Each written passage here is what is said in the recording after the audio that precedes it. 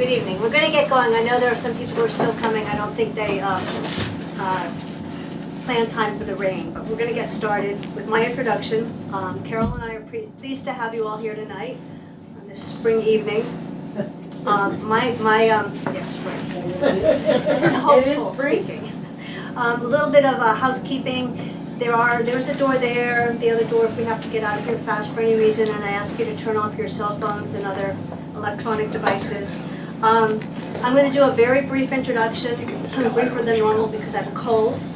And then Andrew will have the floor, and then after we're done, books are at the front desk with the homemade cookies that Karen made and the cider, and Andrew will stay back here to sign books and chat with people further. Come on in, there's lots of chairs. I'm just doing the introduction, it's not important. Oh yeah, and if you see us moving the chairs aside, it's not to rush you at all, it's just to get stuff out of the way. We have an amazingly full calendar through July right now, if you count the Canaan reading series, which we do the books for. Next Wednesday, James Wright is going to be speaking on his book, Enduring Vietnam. And then in May, we have Peter Heller, Stephen Kiernan, Jeffrey Lent. And in June, we are 99% sure we're going to be doing a celebration of Grace Paley's writing because there's a new anthology of her work. So her daughter and the other editor of the book will be here the middle Wednesday in June. And to find out about all this stuff, I encourage you to sign up for our newsletter. It goes out every other week, and you can always check our website. And also, for those of you who haven't signed up for it, the Book Jam blog comes out weekly. It's two women from Norwich, and they did a 3-question interview with our author tonight, so you could get some inside scoop on who's coming. So without further ado, I want to welcome Andrew to Norwich, and I neglected to ask you how to pronounce your last name, so I'm not even going to stumble over it. Sorry. He grew up in Pennsylvania and came to Vermont to attend Middlebury College, where he graduated in 2011 with a BA in Environmental Science Studies. He set out on his trip with a quote, with a vague idea that it would be, quote, like a graduate program in the human experience. And I just meant to make sure you don't tell my daughter that, who's also graduating in environmental studies. He spent the next 11 months walking across the United States, recording interviews with people from all walks of life that he met along the way. And from his writings, he co-produced a radio documentary about his travels, and you might have caught that on This American Life. And currently, Andrew's based in Northampton, which is not that far away, and he teaches walking and listening as practices in connective presence, which I assume he's going to elaborate on a little bit this evening. And in reading over the book, at heart, he's a storyteller who also collects other people's stories to share with us. Please help me welcome Andrew.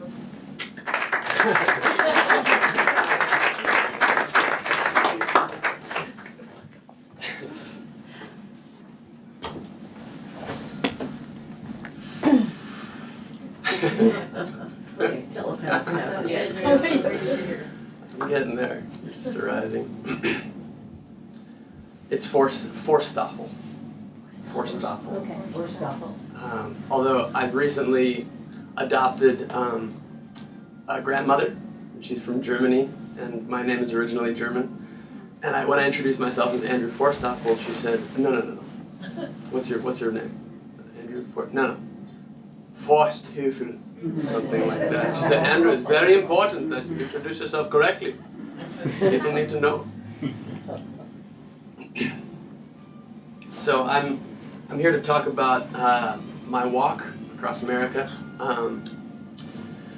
But I will say that if I was here to do just that, and if I was doing nothing but tell these stories about this experience I had, at this point, telling them as many times as I've told them, I'd probably be insane right now. Mm-hmm. And where I'm finding some energy and aliveness is in investigating what made these stories possible. What was it in my approach to people? What constituent parts of my presence made these kinds of connections possible, these kinds of conversations. And surely plenty of forces outside of my control completely had everything to do with what happened here. The fact that I'm male had a lot to do with what unfolded with people. The fact that I'm white had everything to do with how people interacted with me. The fact that I didn't have facial hair at the time. You know, like there are all these subtle little ingredients that determined what unfolded. But a big part of it, I've come to believe, was my role as listener. My willingness to listen and my eventual ability to do so. Because I learned that listening is an ability or a skill that had to be learned, that has to be learned. It's not something that anyone's born with, and it's not something that eventually, inevitably happens with age. It's something that I had to learn. And if it's something that one has to learn, then it's possible that one might never learn it. And so, again, I find a lot of energy and excitement about sharing what I've learned and continuing to do so right here, right now, which is an interesting practice. You know, one thing I've come to believe about listening is that it's an apprenticeship from which there isn't a single moment's rest. So having committed myself to this apprenticeship with this walk, it means it looks like this right now. And it's just an unusual experience to be engaged in my listening practice while being witnessed by so many people. You know, to be open. Because that's what the listener is. The listener is open. The listener is ready to receive whatever comes. So ready to receive the looks you're giving me, ready to receive whatever happens through me. I mean, I've been up here in this situation and I've started crying while telling a story. Learning how to listen to that too and allow that too. So I'm doing this with myself, which is how I'm able to do it with other people. You know, and again, learning the whole way. But this was the beginning for me. This was the beginning of realizing, whoa, there's a lot to this listening thing. Who knew? It wasn't something I was taught. I was taught the rudimentary basics in kindergarten. You know, do this, don't do that. And then in elementary school and middle school and high school and onward, there was sort of this assumption that I was listening if I was able to regurgitate what I had just heard. And what I began to realize on this walk is that listening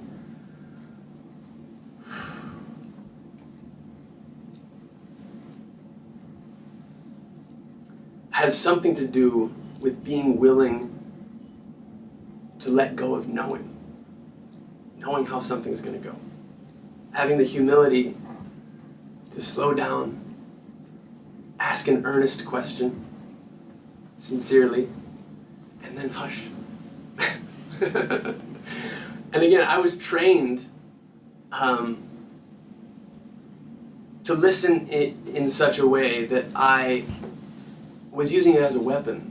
You know, I'm going to listen so that I can find the weaknesses in your argument and then systematically dismantle you. And there's a function to that kind of listening. I wouldn't actually call that listening. I would call that, argumentation, debate, critical thinking. Those are important tools. But there's this other tool that's so highly underutilized in this society called listening, which again has something to do with being willing not to know exactly what's going to happen. Being willing to receive whatever does happen from someone.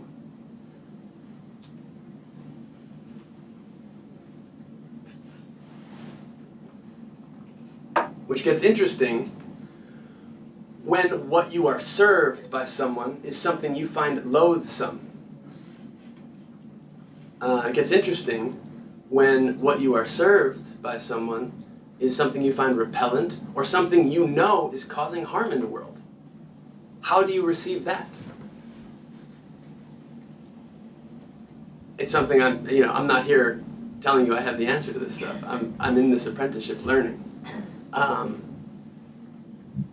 But I think it's important that we learn, because I think what's happening in this country today is we're finding, we're bumping up against the limits of what critical thinking, argumentation, and debate make possible.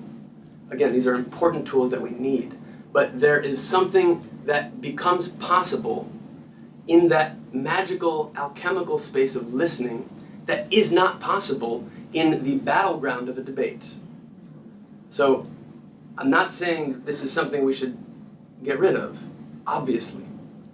It has got us to where we are. But in order to get where we need to go, a more beautiful world, that is not founded on violence and retribution, domination, competition. In order to get to a world of peace, really, we are also going to need listening. Because when I'm listening to you, I'm not at war with you. So I'm not interested in converting you to anything, persuading you, changing you in any way. I'm ready, again, to receive you however you are, whatever you choose to offer me, even if it's your silence, even if it's deceit, even if it's that loathsome thing. I'm not going to reciprocate your hatred with mine. I'm not going to get dragged back into that world of malice, violence, and retribution. I'm going to stay here, abiding in the role of listener. And when I offer you that kind of energy, when I'm not coming at you with all of my well-sharpened daggers, and when I'm not even holding up my shield, when I'm saying, hey, I'm ready to receive this, and it may come at a cost. It may hurt me. And I'm willing to communicate that to you without weaponizing my language, even in the slightest bit. When I'm giving you that kind of presence, it is remarkably disarming. Sit with what imagine receiving that from somebody.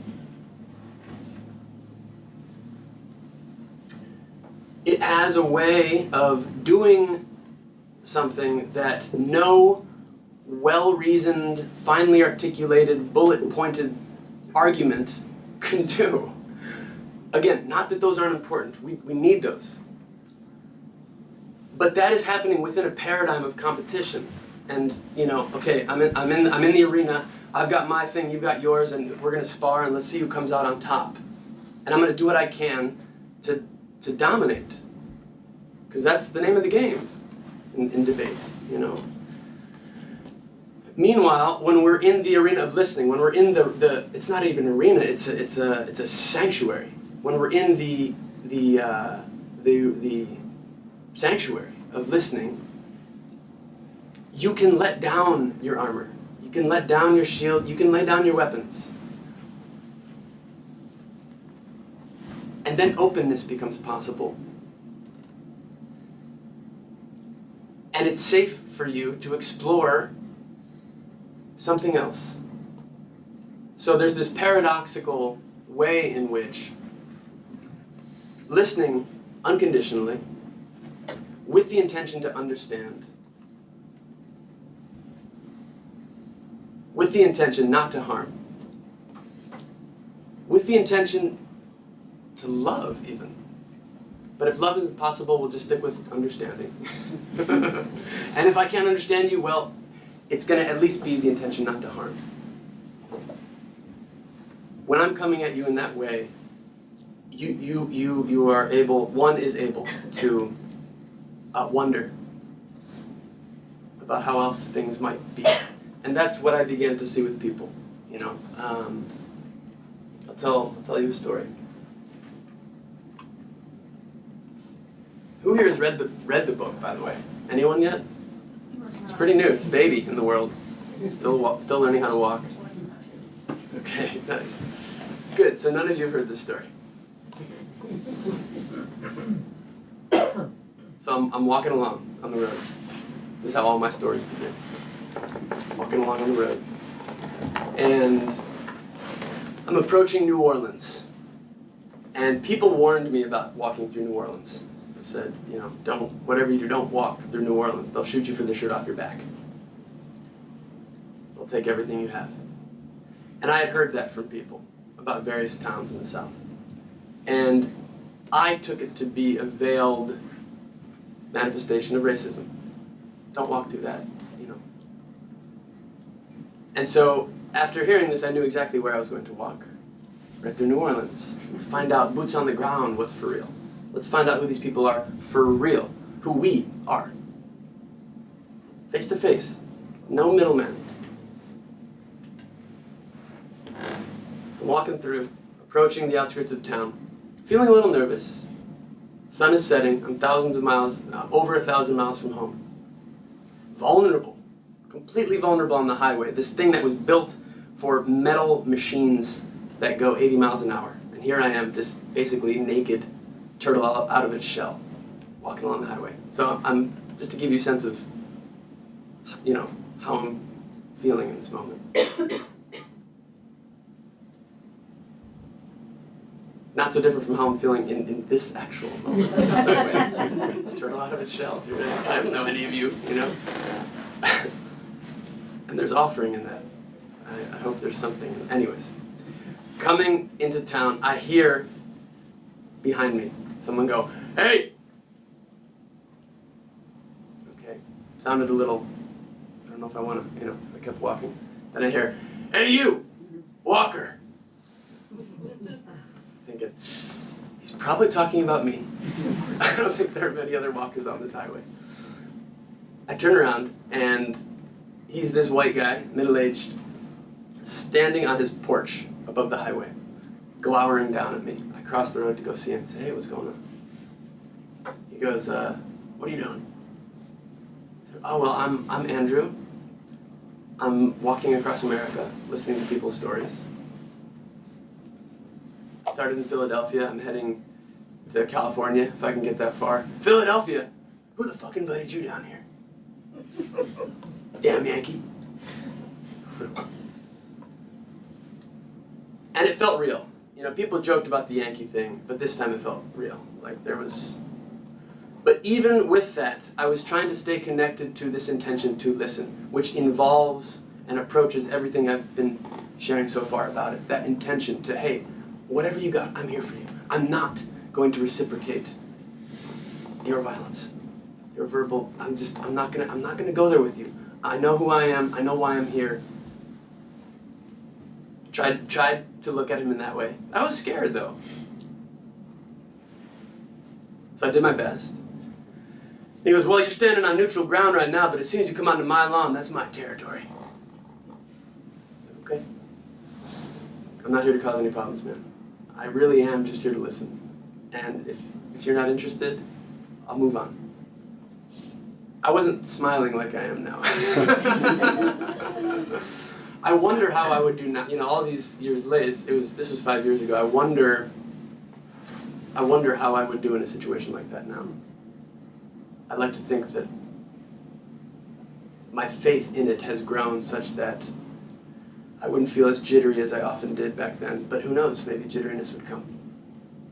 Anyways, I start walking away, and he goes, "Hey, wait, you like beer?"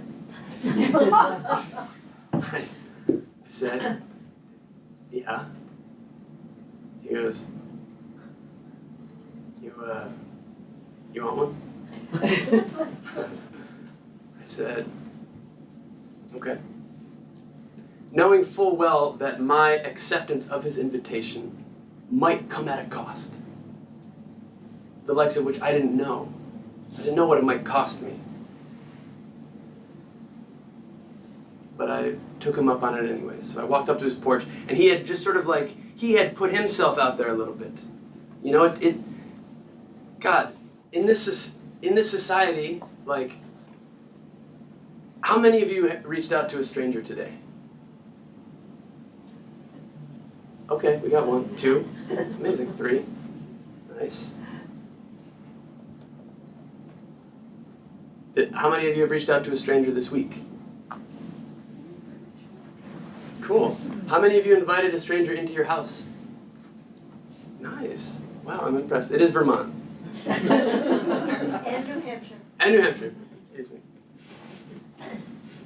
Maybe this doesn't prove my point. I don't know.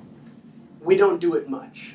You know, we are in this atomized society, and I'll speak for myself, I get comfortable in my little bubble. I don't want to, it's easy in here. I don't, to pop the bubble, to shatter it and say, hey, come on in, who are you? I want to know who you are. Yeah, it's going to jam up my whole day. I had an idea of how my day was going to go, and I have all these obligations, but I want to know who you are. And I've got some beer inside. You want to join me? Very rare. So, and this guy was clearly conditioned by so much fear. And he had just put himself out there. He sucked himself back in. I got onto his porch and he said, hey, you gotta leave your backpack outside. I don't want you to pull a gun on me or something like that. Right back in. And he said, hey, before, you got an ID or something? Give me your ID. And as if he had some sort of credibility, I gave him my ID. I'm like, oh, okay, sure. And he's looking at it, he's like, huh. I used to work at a liquor store, and this looks like a fake. So he's back in that world of power, domination, alpha stuff, I'm uninterested in playing these games. But I also start to get a little scared, I'm like, come on, man, are you serious? I reach out for it, he's like, And again, I'm trying to abide in my world. Knowing that somewhere within this guy, there is a kernel of humanity that is worth my time, worth my attention, that's worthy. Somewhere, it's there. I know it. And maybe I can't see it yet, but he's human, so it's there somewhere. And I'm holding on to this hope that maybe I'll get to see it if I hang in there with him long enough. Intending to take care of myself at the same time. So that's what I'm relating to. And all of these, I'm articulating these things now, having had 5 years to reflect upon them. At the time, I wasn't talking like this. I was just doing it. I was 23 years old, and then turned 24 on the road, and just stumbling into this new world that's possible with listening. Not with words, with the lived action, embodied on the road, day after day, person after person after person. So much practice. It really was a graduate. It was a PhD program. I'm not saying I passed it. I'm not saying it's done, but it was an intense crucible. Anyways, I come into the guy's house, and in that moment, everything changes, because now he was vulnerable too. I'm getting to see his home. The external reflection of one's internal space. The most private, delicate space. And all of a sudden I'm in it, and I could be anybody. I could do anything at any moment. So he's vulnerable too. And he's got cat toys lying around everywhere. And I'm like, okay. So it was as if my vision of this man at first was just a pinprick, and that's all it is with you right now. All I can see, I don't know anything about any of you, other than just what I'm feeling. Not that that's not something, but I don't know the story. I don't know why or how. And then all of a sudden, he's more than just a crazy man yelling at me from the road. He's also a dude living alone with his cat. Good to know. Who else are you, man? I hope I get to find out. He opens up his fridge, he gets out this beer, and he's like, this is some dark beer, it's my favorite, you're gonna love it. He said it very begrudgingly, as if I were forcing him to do all this, But again, when you feel the imminence of connection, when its fruition is just right there, it's hard to walk away. Hard to walk away from that, at least in my experience, when it's just right. So he's, you're like that beer, We sit down and start drinking these beers, and he starts telling me these stories. And they're the loathsome kind of stories. They are violent. They are racist. They are filled with fear and prejudice.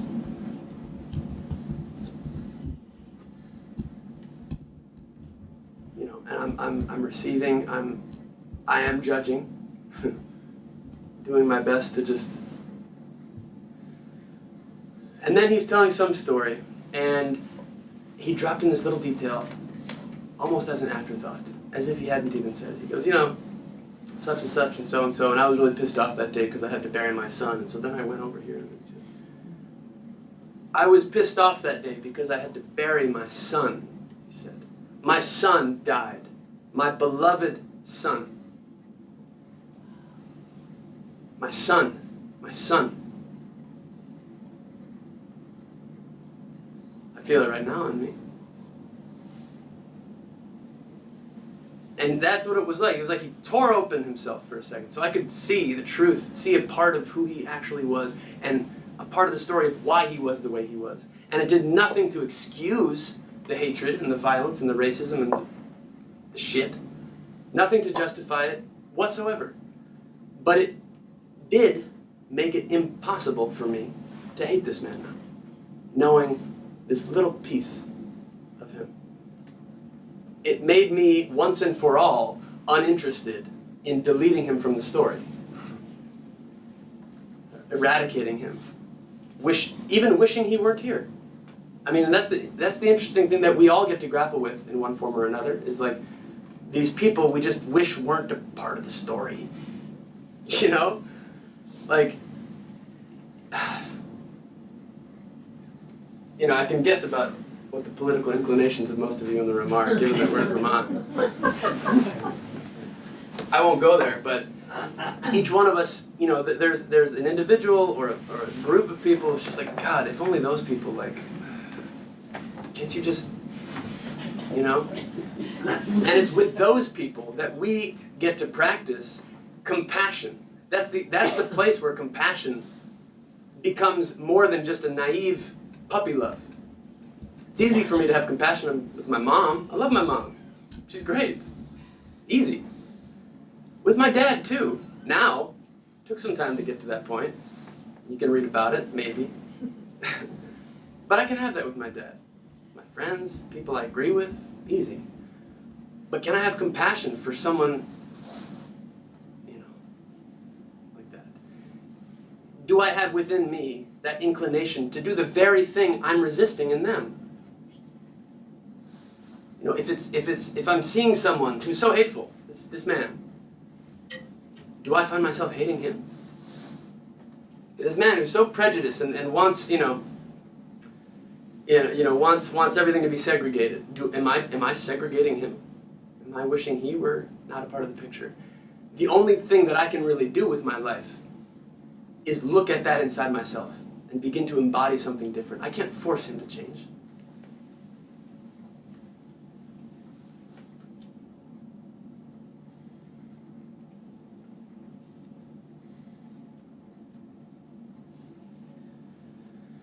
So anyways, we're sitting there, we're drinking the beers, and eventually I feel like it's time to go. You know, I don't want to get stabbed, because it still might happen. And so I get up and say, hey, thank you for the beer. It's been really good to know you. And what's your name? I didn't get your name, man. He narrows his eyes again at me. And he goes, my name? My name's Bond. James Bond. I said, thank you, James.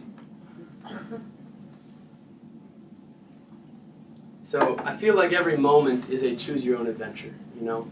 At every single moment, you know, what's possible? Does it have to go the way it normally goes? You slap me, I slap you, we just do the thing again. What's possible? What is possible if I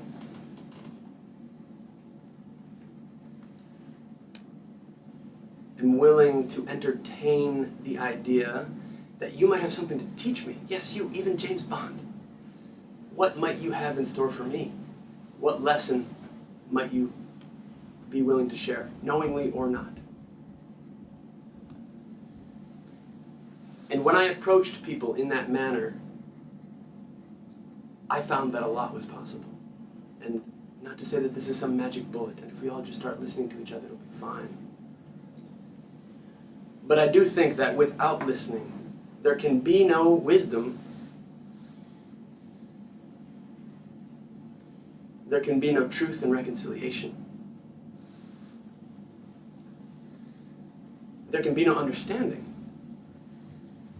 I can't know who you are unless I know how to listen to you. Because only you know who you are. Only you can communicate you. And until I listen and receive all of you, I won't be able to understand you. And I'll be relating not to you, but to my assumption about who you are.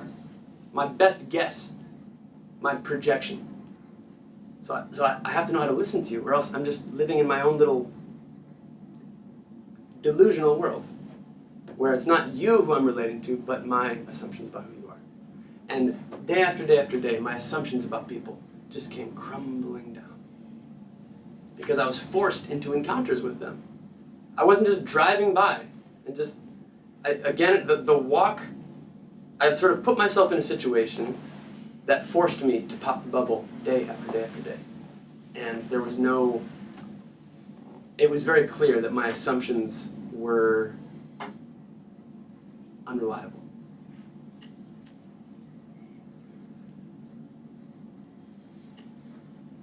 Does anyone have a question? Did you take notes as you were going along, or how did you manage to remember everything? Oh, yeah. There was a lot to remember. I wrote down a lot. I journaled almost every day. And I had an audio recorder with me, and I recorded. Like that gentleman, did you record him? I did not record him. I didn't feel safe enough to do that. I was on what felt to me like a razor's edge of anything could happen, and so although I was putting myself out there, I was also taking care of myself. And I felt that introducing an audio recorder would send him off into some frightening place.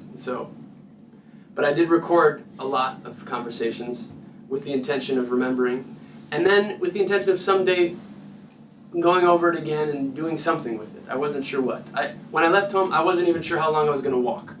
It's like, man, this might be like a weekend thing. You know, I might get out there and be like, I think I'm good. In which case, it would have made a great blog post. But it did become a year-long walk, almost. Did you ever accept a ride, or did you literally walk? I walked the whole way, with two little exceptions at the beginning, when I was still sort of figuring things out. But it was with the intention to walk the whole way, because I figured the slowness, the way that walking would force me to slow down. And I feel even in this talk, I try, I'm trying in my life at all times to just really slow down. I'm trying, but even I can still feel it going fast. So I thought the walk would be a helpful way of forcing me to slow down. And I wanted to find out what was possible within that slowness. Not just with people, but with myself. And with the earth. So...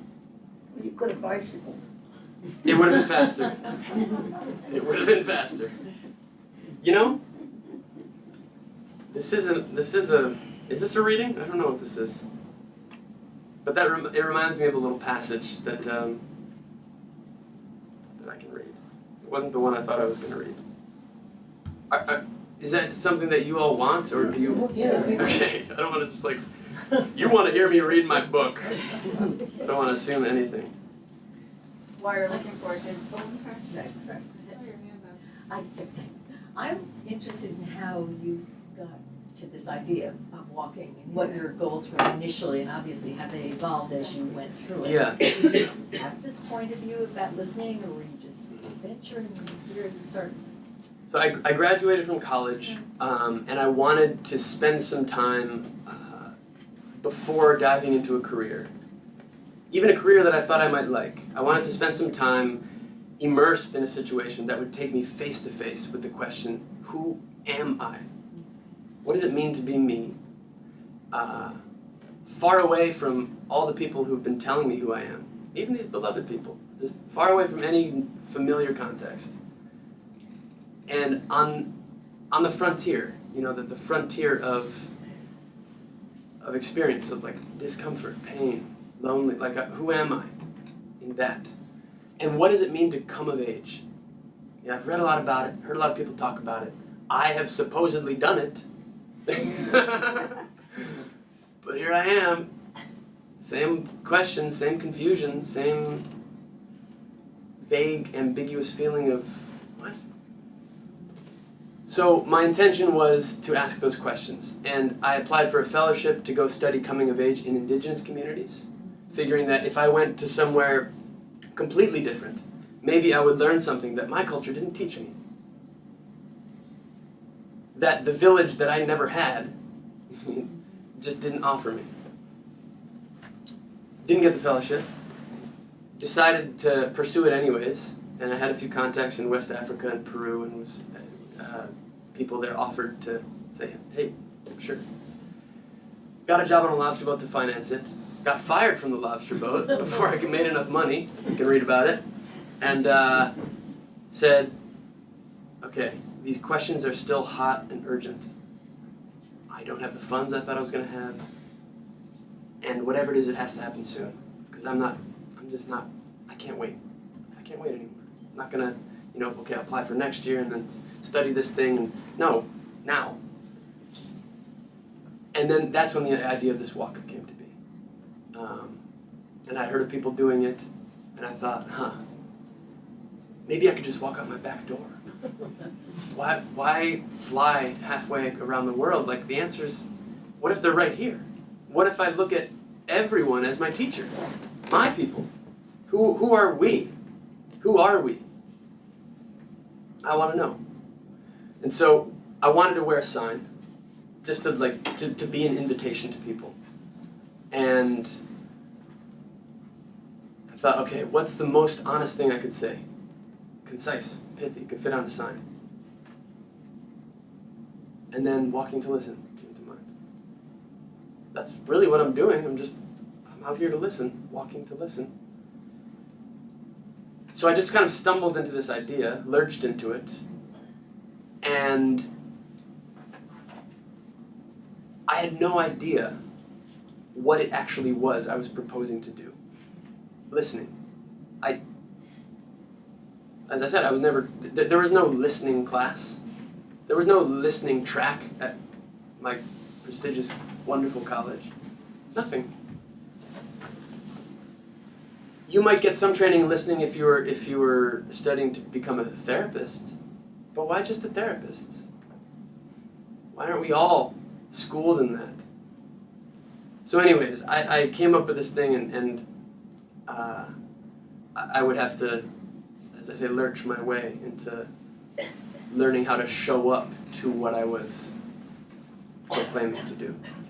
And that only happened after hours and hours and hours of doing it and failing to do it, and getting mad at myself and trying again, and getting exhausted and upset. And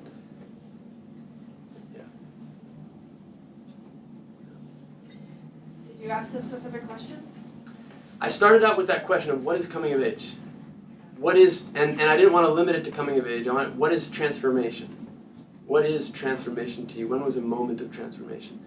And then eventually I felt that was too heavy-handed. I'd come up to someone and say, okay, what's transformation? Yeah, exactly.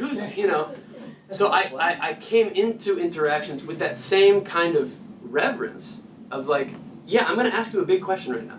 I'm going to entrust this, not to my priest or my pope or my guru or my professor, but to you, Mrs. Owner of the general store here, of the gas station, whatever, whoever you are. I am going to ask you in that way, but just with some of the pressure off, So the question was there, the intention was there, but then it would just become about who are you? What's your song? So I have done a little walking like this too, Mm. with a rubber encrusted and a rubber encrusted. Mm. And what was I gonna ask you? Oh yeah, what I sensed was an incredible thirst for being heard. Could you say that louder, please? Well, what we got was just this incredible thirst to be heard. Like people are hungry Yeah. to be listened to. Yes. And the entryway is that what I just walked from Philadelphia. Yeah. And that's like, really? Okay, Yeah. I want to talk to you. Yeah. Yeah. Yeah, I'm walking the walk. I'm really doing it. I'm really doing it. I'm like this. No bullshit. I'm here to listen to you. And no, you don't have to pay me anything. No, you don't have to do anything. That's all. I'm not after anything other than your truth. Your song, I want to hear it. Thirsty, starving. I mean, dying for it. I mean, people, the way that so many of these people responded to that invitation made me realize the dearth of listening. And I think that dearth and that mass inability or unwillingness to listen is at the root of so many of our problems as a society today.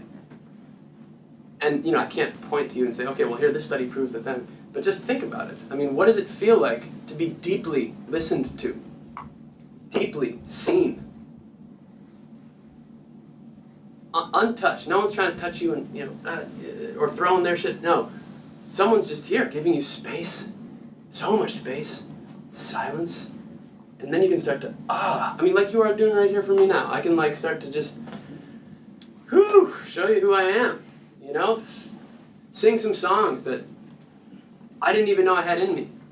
I didn't plan any of this, and here we go. And you're all gifting me with that. Knowing what that feels like. Okay, so take that, and then think about what it's like to not be listened to. To not, even when you're trying, and just not happening. Someone last week said, after the talk, said, when you're talking, I had this image come to mind. It's like, when you're being listened to, it's like you're being held.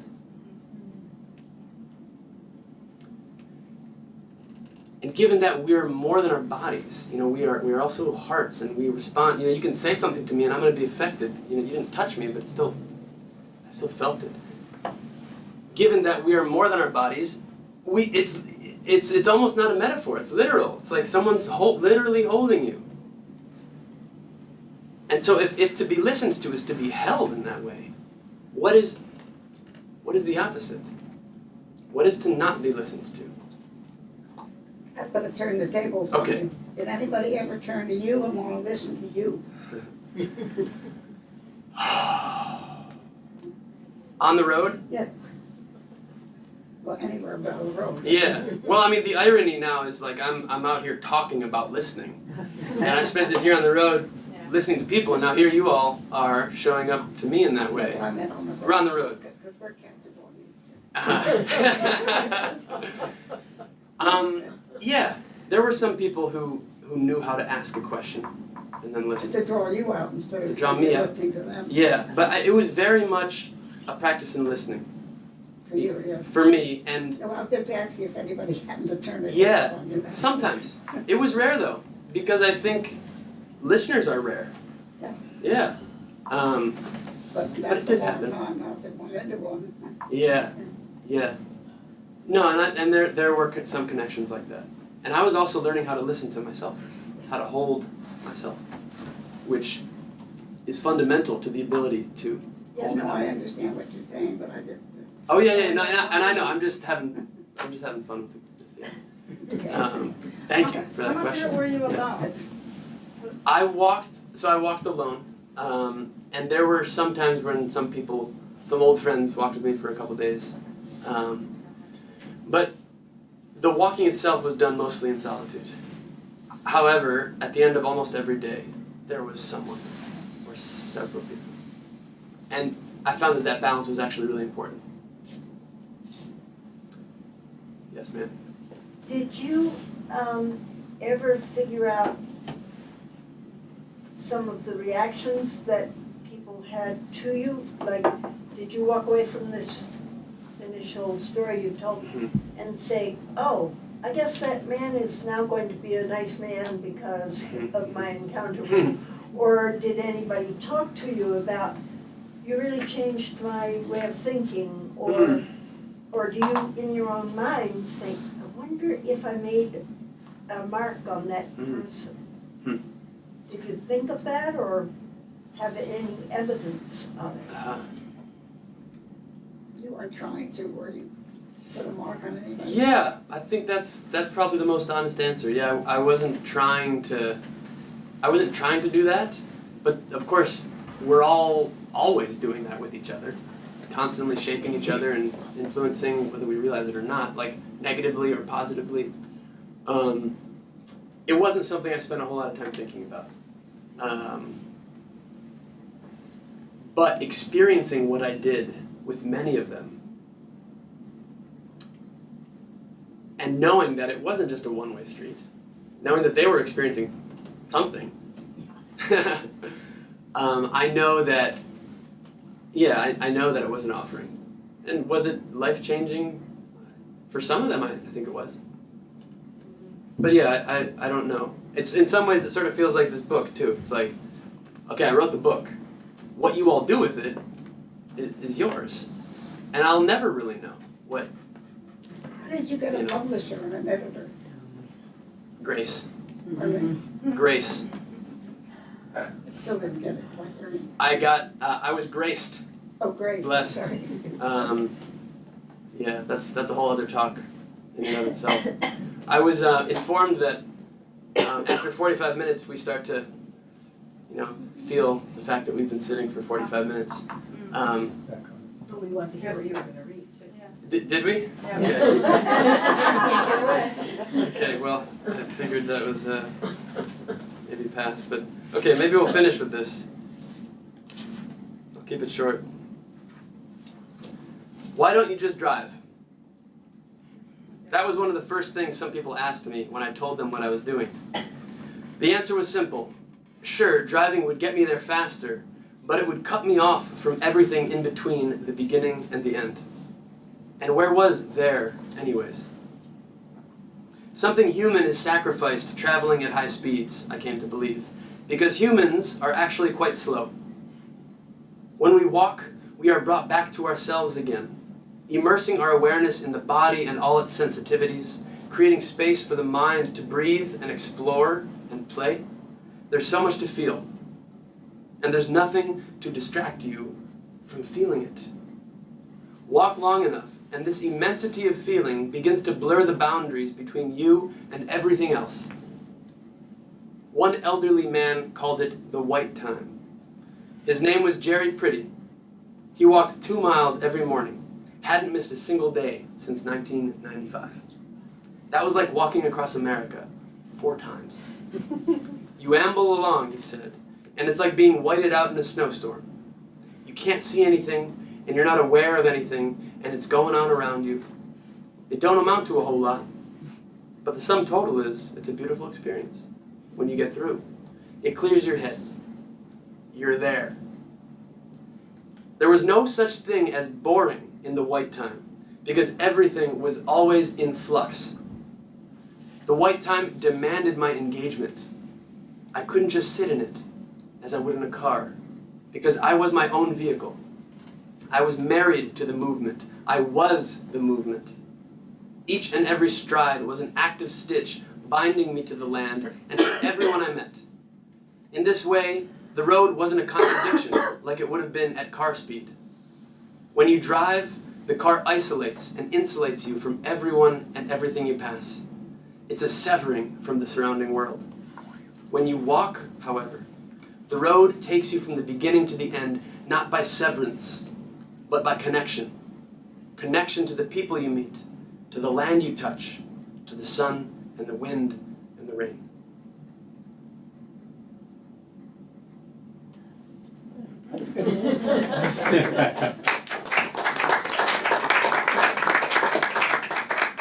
It's a great place to end the formal presentation, but I welcome everyone to ask him all the rest of your questions and have some cider and cookies and enjoy.